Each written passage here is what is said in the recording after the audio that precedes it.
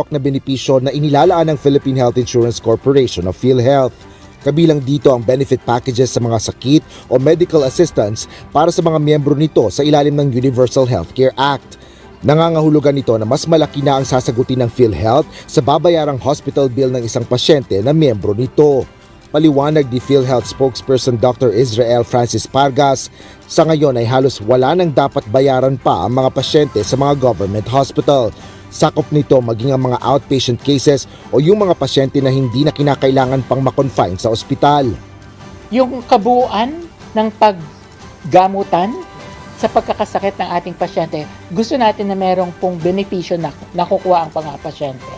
And we want every member of PhilHealth to have an access sa mga benepisyong ito kasi yun naman ang ating mandato.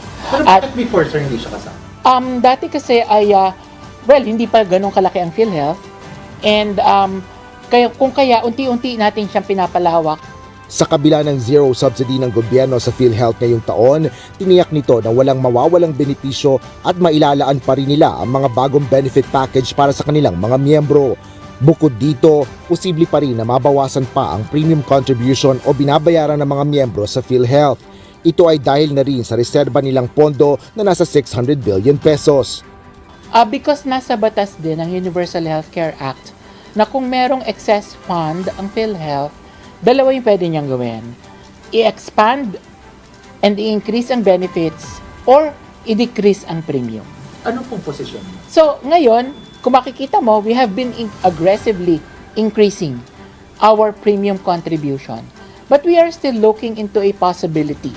Pinag-aaralan kung pwede na nating maibaba pa yung premium. So, pwede nating gawin yung dalawa, pero syempre, pinag-aaralan. With the increase and the expansion of our benefits, titingnan din natin kung kakayanin na maibaba yung premium contribution. Sa ngayon ay may panukala na rin sa Kongreso kaugnay sa pagbabawas sa kontribusyon ng mga miyembro ng PhilHealth.